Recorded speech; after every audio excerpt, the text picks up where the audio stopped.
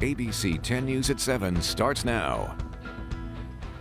You're looking at a live picture from downtown San Diego, where dozens of people are once again gathered to protest the decision not to file any charges directly connected to the death of Breonna Taylor. This gathering is at C and Union Streets. Our breaking news tracker is there, and we'll keep an eye on what's happening tonight. In the meantime, there is also a vigil in the North County to remember Taylor.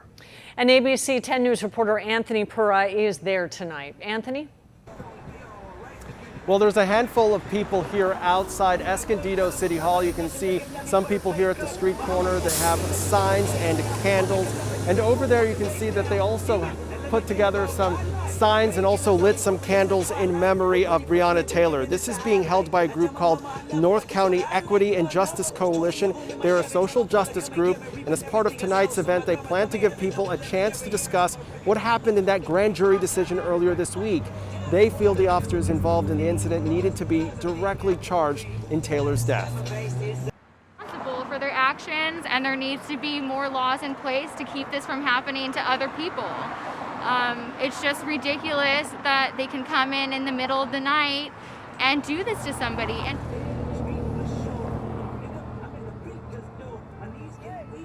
And organizers say that it is unclear exactly how big of a turnout they will get here tonight. They say that there are several events around the county being held for Taylor. We're reporting live tonight, Anthony Pura, ABC 10 News. Thank you, Anthony. Turning now to coronavirus, the county announced 405 new cases today, bringing the total to 46,000. 9 of the new cases are from San Diego State. There are also 2 new deaths, bringing that total to 775. As UC San Diego students prepare to head back to class, the school is asking everyone who comes on campus to use a system that will help track potential outbreaks. New at 7 o'clock, ABC 10 News reporter Leah Pozzetti shows us how it works. It's a program that tells you a key piece of information. You may have been near and exposed to somebody who was recently diagnosed with COVID. UC San Diego is a pilot school testing out a notification system that alerts you if you were near a person who later tests positive. The key part to all of this is that it's going to help strangers more than it's going to help, household contacts. It does not track location, rather records exposure via Bluetooth on phones. So if a person is about 6 feet from another person for around 15 minutes, their devices take note of that proximity.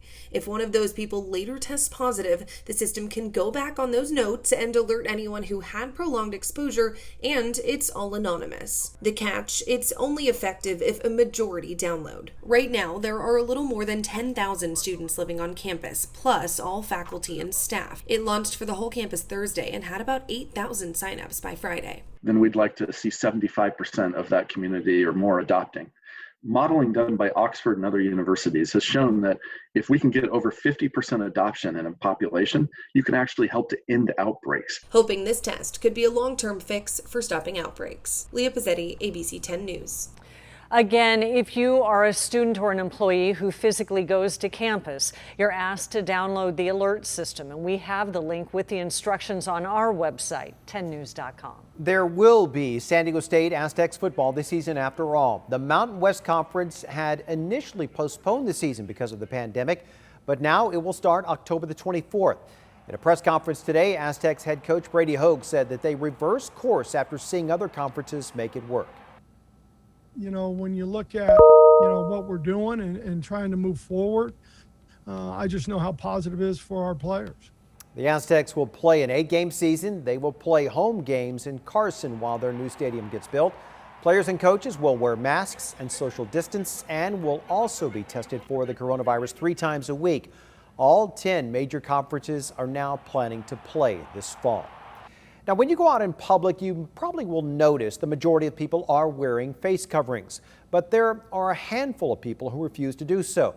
Our ABC 10 News reporter Mimi Alcala looks into the psychology behind that decision.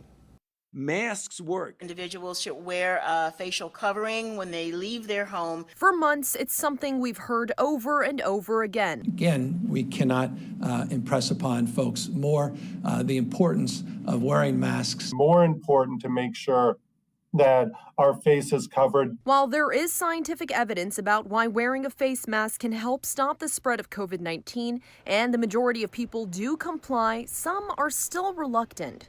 So why is that? And I think it's a little complex. Jill Stoddard is a clinical psychologist. She's also the director of the Center for Stress and Anxiety Management here in San Diego. When we look at what really drives anxiety, it's difficulty with a lack of certainty or a lack of control. This pandemic is something we haven't experienced before.